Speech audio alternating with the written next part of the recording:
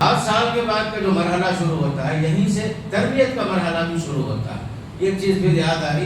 ولادت سے پہلے اس میں ایک اہم چیز یہ بھی ہے کہ عورت جب حاملہ ہو جائے تو اس وقت عورت کے لیے ضروری ہے گناہوں سے بچے، اس لیے کہ گناہوں کے اثرات بچے پر بھی پڑتے ہیں، خاص کر کے بچہ جب ماں کے پیٹ میں ہوتا ہے۔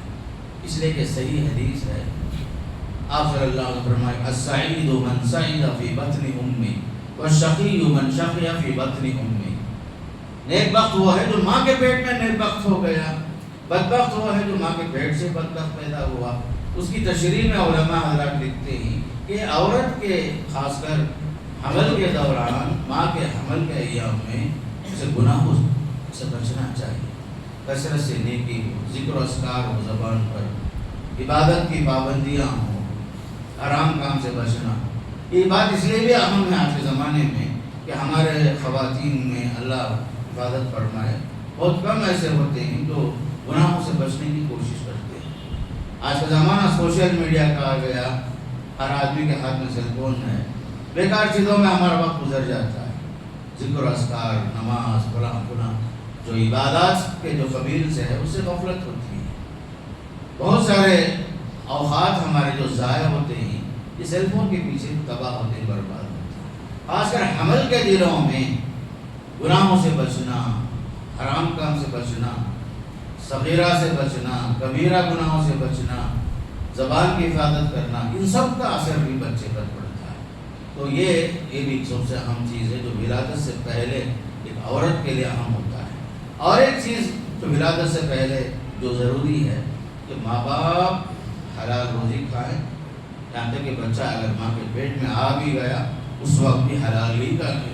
پورا اہتمام کرے، اس لیے کہ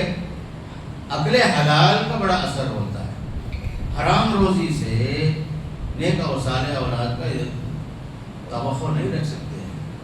اس لیے کہ حدیث میں آتا ہے ان اللہ حرم، اللہ نے حرام کر دیا ہے اس جسم کو جو حرام سے پلا ہے، اللہ نے اس جسم کو جنت پر حرام کر دیا ہے کہ وہ جسم جو حرام روزی سے پلتا ہے غذی بالحرام، اس جو جنت میں ڈال نہیں سکتا۔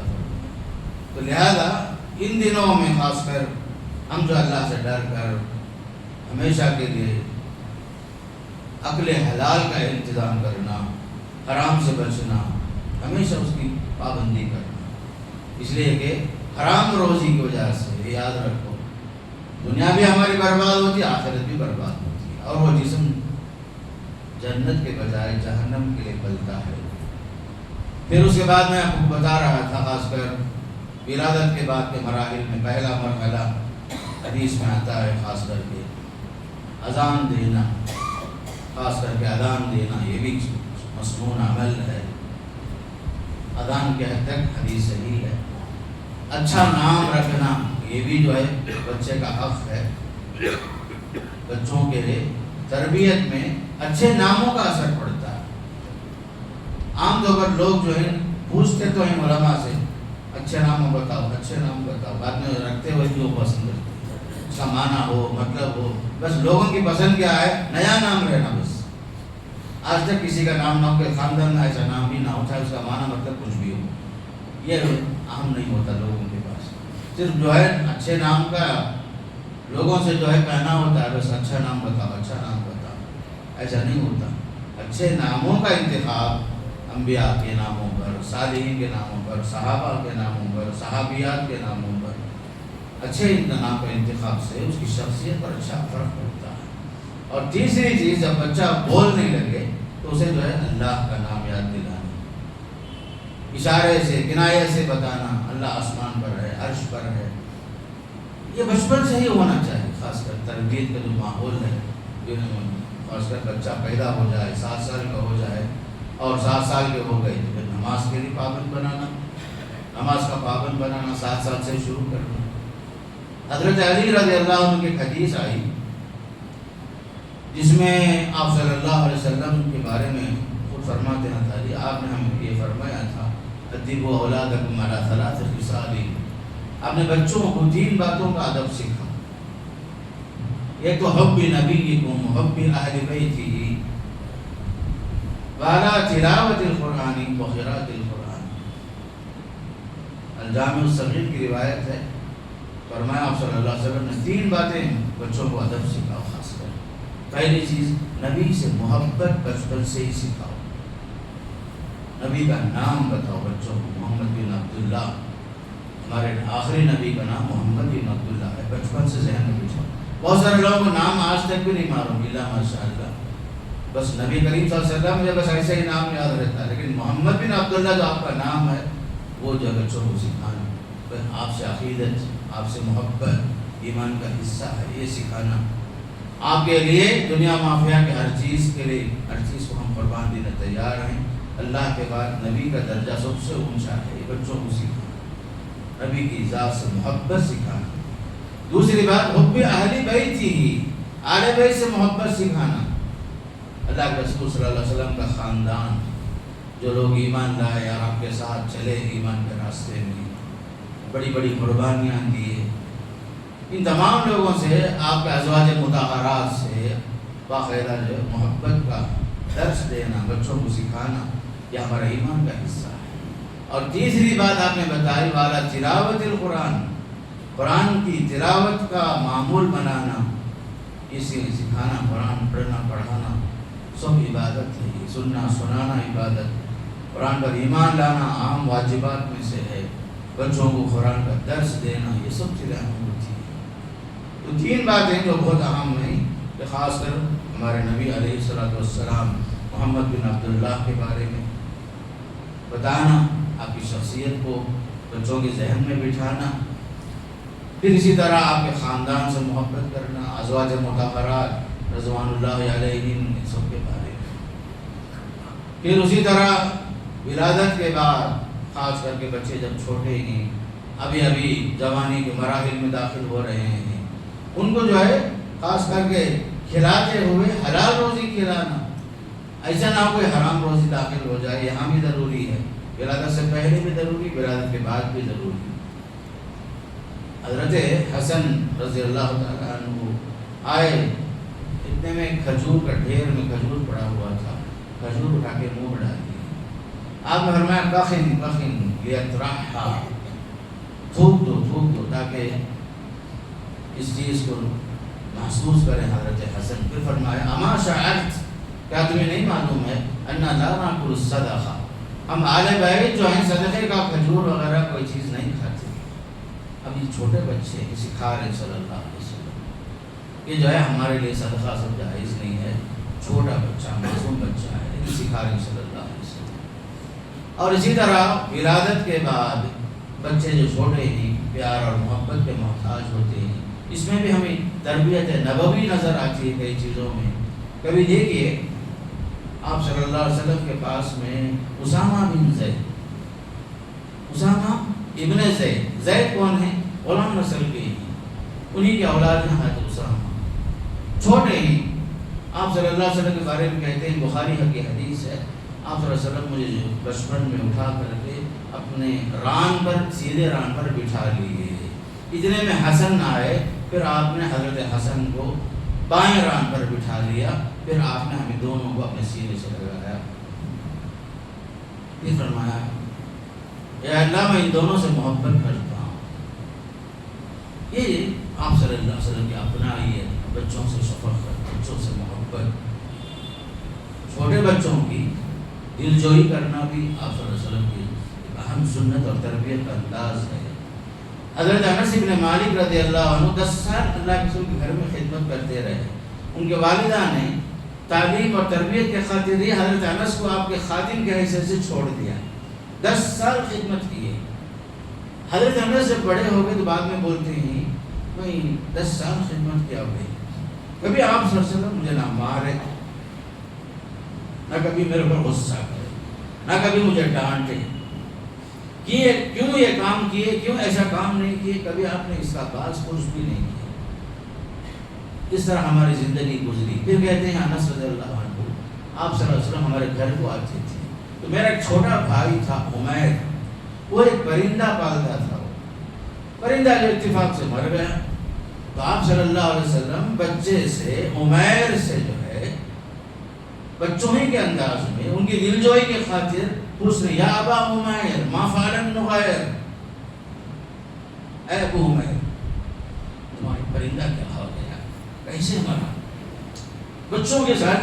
ان اسی انداز میں اپنائیت کے ساتھ صلی اللہ علیہ وسلم پیش آ رہے ہیں۔ خالد بنت سعید رضی اللہ تعالیٰ عنہ جب جوان ہو گئی، بڑی ہو گئی، تو کہتی ہیں میرے والد مجھے ایک بار آپ کی خدمت میں لے کر آئے، اس وقت جو ہے آپ صلی اللہ علیہ وسلم نے میرے لباس کو دیکھے، میں زرد لباس، پیلا رنگ کا لباس پہنی ہوئی تھی۔ سنا السنا آپ نے فرمایا، سنا کا معنی ہوتا ہے عربی میں کیا ہی اچھا ہے نا تمہارا لباس، عمدہ ہے، بہت خوبصورت ہے نا۔ آپ نے بچوں کی دلجوئی کی، ان کے لباس کی تحسین فرمائی صلی اللہ علیہ وسلم۔ تو یہ سب چیزیں کچھ ہوتی ہیں جو خاص کر تربیت کا اثر ہوتا ہے، بچوں کے ساتھ محبت، بچوں کے ساتھ شفقت، اور جو ہے غلط باتوں سے فوراً ٹوکنا۔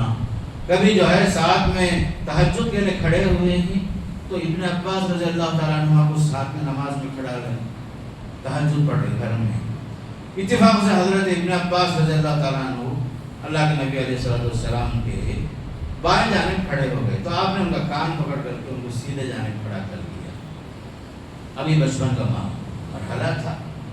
لیکن آپ نے چھوٹے بچے کو کچھ نہیں چھوڑے، اس لیے کہ جب امام کھڑتا ہے، دو آدمی اگر ہوتے ہیں تو امام کے دائیں جانب میں دوسرا آدمی کھڑتا ہے۔ تو الغرض جو اس طریقے سے تعلیم اور تربیت آپ نے ایک ساتھ چلائی، ہر بات سکھائے، جہاں غلطیاں ہوئی اصلاح فرمائی، جہاں بڑے سے بڑے غلطیاں ہوئی آپ نے نہ غصہ کیا نہ ڈانٹے صلی اللہ علیہ وسلم، بلکہ بچوں کی خاطر آپ صلی اللہ علیہ وسلم جو ہے اتنی شفقت اور مہربانی فرماتے تھے، نماز میں کھڑے ہی اپنے نواز حسن یا حسین رضی اللہ تعالیٰ عنہ کندھے پہ ڈال کر نماز پڑھ رہے ہیں، امامت کر رہے ہیں، سجدے میں جاتے ہوئے بچے کو نیچے اتار لے رہے صلی اللہ علیہ وسلم۔ یہ سب چیزیں ہیں بھائی، خاص کر بچوں کی شفقت، محبت، اور بچوں کے لیے بہت ساری چیزیں برداشت کرنا، یہ سب چیزیں تربیت کے کچھ سنہرے اصول ہوتے ہیں۔ پیارے نبی صلی اللہ علیہ وسلم نے اس طریقے سے ادب سکھایا، تربیت کی، تب چل کر کے جو دنیا کے اندر صالح معاشرہ قائم ہوا، ایسے لوگ پیدا ہوئے جو خاص کر کے آئندہ چل کر امت کے لیے رہنما بنے، رہبر بنے، قائد بنے۔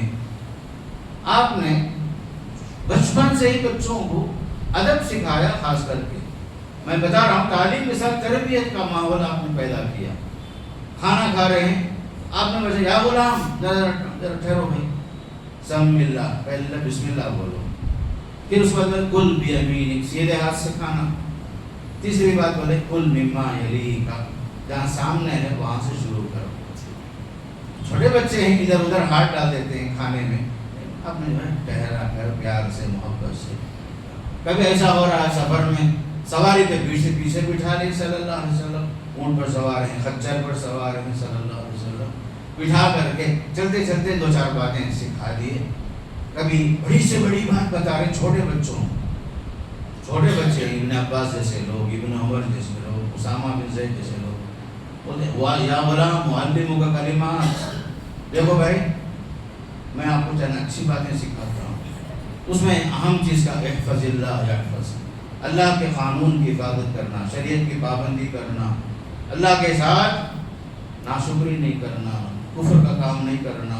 اللہ کے حقوق کا لحاظ رکھنا، اللہ تمہاری حفاظت کرے گا۔ پھر اس کے بعد تقدیر کی بات بتا رہی، دیکھو بیٹا وَاعْلَمْ أَنَّ الْأُمَّةَ لَوِ اجْتَمَعَتْ عَلَىٰ أَن يَنفَعُوكَ بِشَيْءٍ، تقدیر پر ایمان رکھو، ساری دنیا مل کر تمہارا ایک بات، تمہاری ایک چیز جو بگاڑ نہیں سکتی، تمہاری جان نہیں لے سکتی، سب مل کر، پوری دنیا مل کر، جب تک اللہ نہ چاہے، یا سب مل کر آپ کو نفع پہنچانا چاہیں، ایسا بھی نہیں ہو سکتا جب تک کہ اللہ نہ چاہے۔ تقدیر کا معاملہ، اور یہ بتا دیا تقدیر کا قلم اٹھا لیا گیا، رفعت الاقلام وجفت الصحف، جس قلم سے تقدیر لکھا گیا وہ روشنائی بھی خشک ہو چکی ہے، اس کے اندر کوئی تبدیلی نہیں ہو سکتی۔ بچوں کو سکھایا صلی اللہ علیہ وسلم۔ اور آپ نے یہ بھی بتایا دیکھو زندگی میں کبھی بھی یاد رکھ لینا، اذا سألت فاسأل اللہ، مانگنا تو اللہ ہی سے مانگنا۔ آج جو ہے قبر پرستی ہے، فلاں ہے، شخصیت پرستی، فلاں وجہ کیا ہے؟ مجھے سے ماں باپ جو ہے بچوں کو یہ سب باتیں بچپن میں صحیح بات نہیں سکھاتے۔ کیا بولے آپ صلی اللہ علیہ وسلم؟ مانگنا تو اللہ سے مانگنا ہے تو اللہ سے مانگ۔ وَإِذَا اسْتَعَنْتَ فَاسْتَعِنْ بِاللَّهِ، مدد چاہتے ہو اللہ سے مدد چاہو، دنیا والوں سے کوئی امید مت رکھو، تمہارا سب کچھ اللہ ہی ہے۔ بگڑی بنانے والا بھی بگاڑنے والا بھی، خیر اور شر کا مالک اللہ ہے۔ یہ چیز سکھانے کی ضرورت ہے۔ اور خاص کر تربیتی انداز میں ایک بات بتا رہا ہوں، بات ختم کرتا ہوں، یاد رکھو، خاص کر ماں باپ، خاص کر خواتین جو ہیں، ہمارے بچوں کو شادی کرانے سے پہلے اچھی تربیت دیں۔ گھر کے امور کیا ہیں یہ سکھانا، امور خانہ داری سکھانا۔ یہ نہیں بولنا بچی پوری زندگی پڑھتی رہے، اسے کیا کہ نہیں معلوم ہے، بدل فخر سے بول دے، چائے تک نہیں بنا سکتی بچی کو معلوم نہیں۔ یہ سب نہیں، شادی سے پہلے سب سکھانا، اپنے ساتھ میں رکھنا۔ پھر اس کے ساتھ ساتھ خاندان کے بڑوں کی عزت، سسرال میں جانے کے بعد کیسے رہنا، بڑوں کی عزت کرنا، احترام کرنا، تمہارے شوہر کے والدین تمہارے والدین ہیں، یہ سکھانا۔ ایسا نہیں کہ جو ساس ہے وہ ہے کہ ایک اپوزیشن پارٹی ہے، نہیں، وہ تمہاری ماں کے درجے میں ضرور ہے، یہ سب سکھانا۔ اور ایک اہم بات سکھانا، خاص کر ہماری بچیوں کو شادی سے پہلے، کہ شادی کے بعد کبھی موازنہ نہیں کرنا۔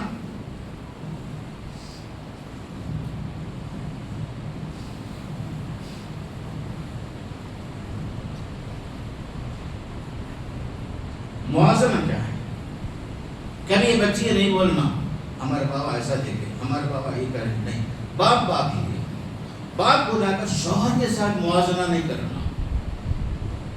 یہ بات ہمیشہ سکھانا۔ وہاں کی جو کچھ ماں باپ کے گھر کی خوبیاں ہیں اس کا تذکرہ وہاں نہیں کرنا، اور اس گھر کی جو خامیاں ہیں ہر چیز چھوٹی چھوٹی چیز فون کر کے نہیں بتانا۔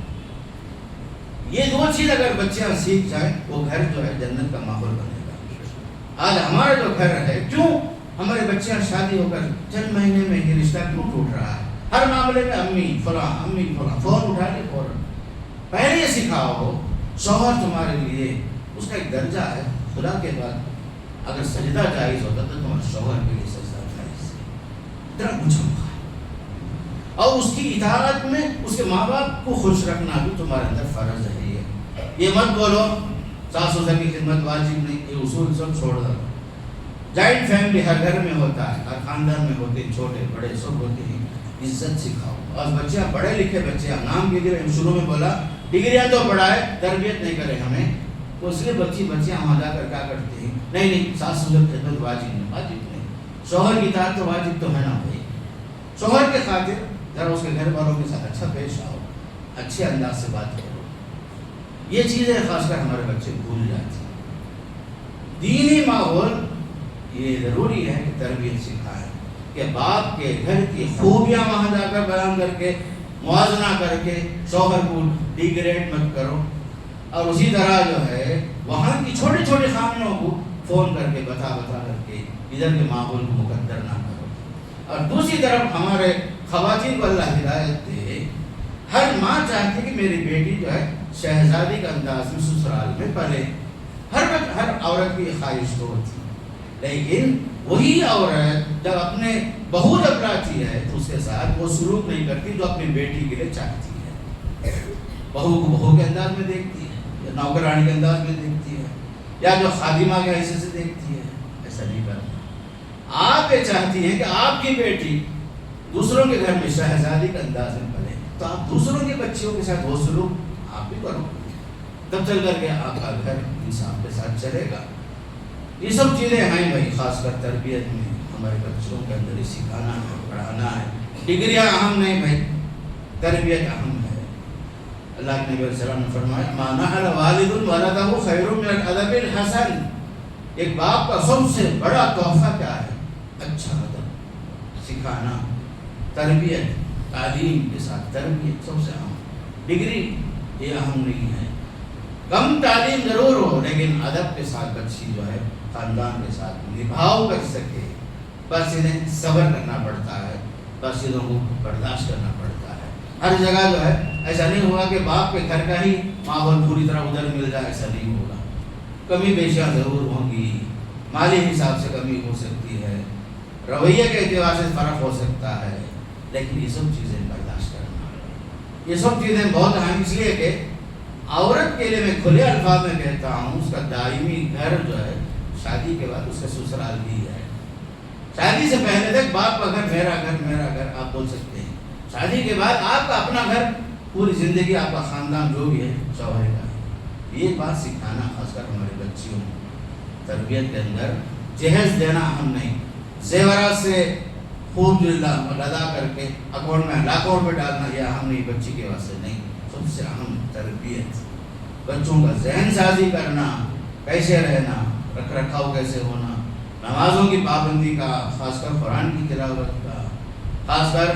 بزرگ ماں باپ ہیں شوہر کے، ان کی خدمت کرنا، ان سے دعا لینا، یہ سب چیز۔ اور اسی طرح دوسری طرف جو ساس بن گئے ہیں وہ یہ نہیں سمجھنا کہ بہت بڑا عہدہ مل گیا ہے، ہم وزیر داخلہ بن گئے ہیں، نہیں،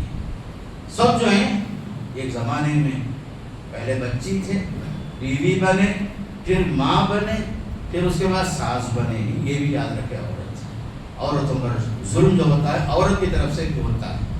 یہ سب چیزیں خاص کر یاد رکھنے کی ہے، اللہ سے ڈرنے کی ضرورت ہے۔ اسی لیے حدیث میں آتا ہے اتقوا اللہ واعدلوا بین اولادکم،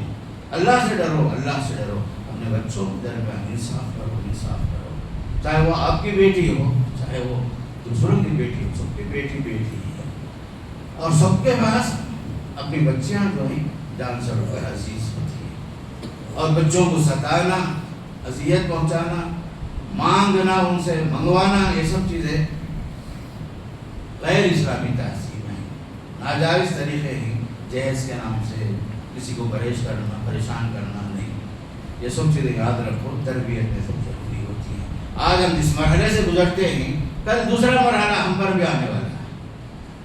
اس لیے کہ دنیا کا اصول ہے جیسے آپ کا سلوک دوسروں سے ہوگا وہ سلوک دنیا آپ کے ساتھ کرے گی۔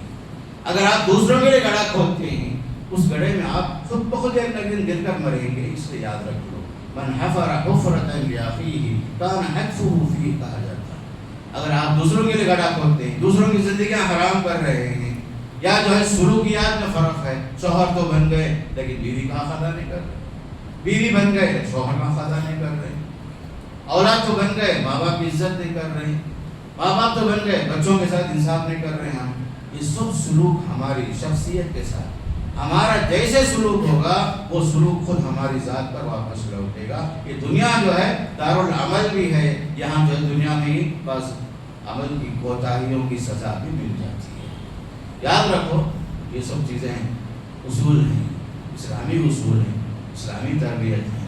گھر کو دینی ماحول بناؤ اور خاص کر تربیت کو زیادہ اہمیت دو، اور خصوصاً اللہ کے نبی علیہ السلام کا جو طریقہ رہا، آپ صلی اللہ علیہ وسلم وفات سے پہلے حضرت فاطمہ رضی اللہ عنہ کو بلا کر بولے بیٹا جو مانگ دنیا میں جو مانگنا مانگ لو، لیکن میں آخرت میں بحیثیت نبی تمہیں کچھ کام نہیں آؤں گا، تمہارا مال تمہارے ساتھ، تمہارا ایمان و عمل تمہارے ساتھ ہے۔ آپ نے فردن اپنے خاندان کے ہر فرد کو آپ نے یہ بتایا، دیکھو یہ مت سمجھو کہ تمہارا خاندان کا فلاں نبی ہے سب کچھ کام ہے، نہیں، آپ صلی اللہ علیہ وسلم نے یہ بتا دیا من بطأ بعملہ لم یسرع بنسبہ، جس کا عمل اسے پیچھا کر دے اس کا خاندان اس آگے نہیں بڑھا تھا۔ ہمارے بابا بڑے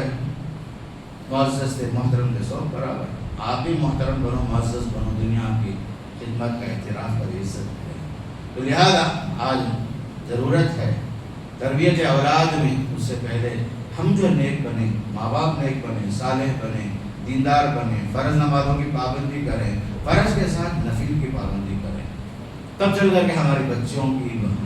کی زندگی میں انقلاب آئے گا۔ اللہ تعالیٰ مجھے بھی اور آپ کو بھی سننے سے زیادہ، بولنے سے زیادہ عمل کی توفیق نصیب فرمائے، اور دین کے ساتھ قائم رہنے، دین پر جینے اور مرنے کا اللہ توفیق نصیب فرمائے۔ اقول قولی ھذا استغفر اللہ لی ولکم ولسائر المسلمین من کل ذنب فاستغفروہ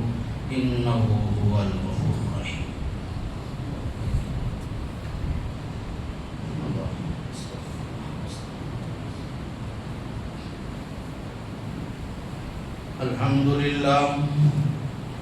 الحمد لله نحمده ونستعينه ونستغفره ونؤمن به ونتوكل عليه ونعوذ بالله من شرور أنفسنا ومن سيئات أعمالنا من يهده الله فلا مضل له ومن يضلل فلا هادي له وأشهد أن لا إله إلا الله وحده لا شريك له وأشهد أن محمدا عبده ورسوله أرسله بالحق بشيرا ونذيرا وداعيا إلى الله بإذنه وسراجا منيرا أما بعد فأعوذ بالله من الشيطان الرجيم إن الله وملائكته يصلون على النبي يا أيها الذين آمنوا صلوا عليه وسلموا تسليما اللهم صل على محمد وعلى آل محمد كما صليت على إبراهيم وعلى آل إبراهيم إنك حميد مجيد اللهم بارك على محمد وعلى آل محمد كما باركت على إبراهيم وعلى آل إبراهيم إنك حميد مجيد اللهم أعز الإسلام والمسلمين واخذل الكفرة والمشركين ودمر أعداءك أعداء الدين اللهم انصر من نصر الدين ربنا آتنا في الدنيا حسنة وفي الآخرة حسنة وقنا عذاب النار عباد الله اذكروا الله يذكركم وادعوه يستجب لكم ولذكر الله تعالى أكبر والله يعلم ما تصنعون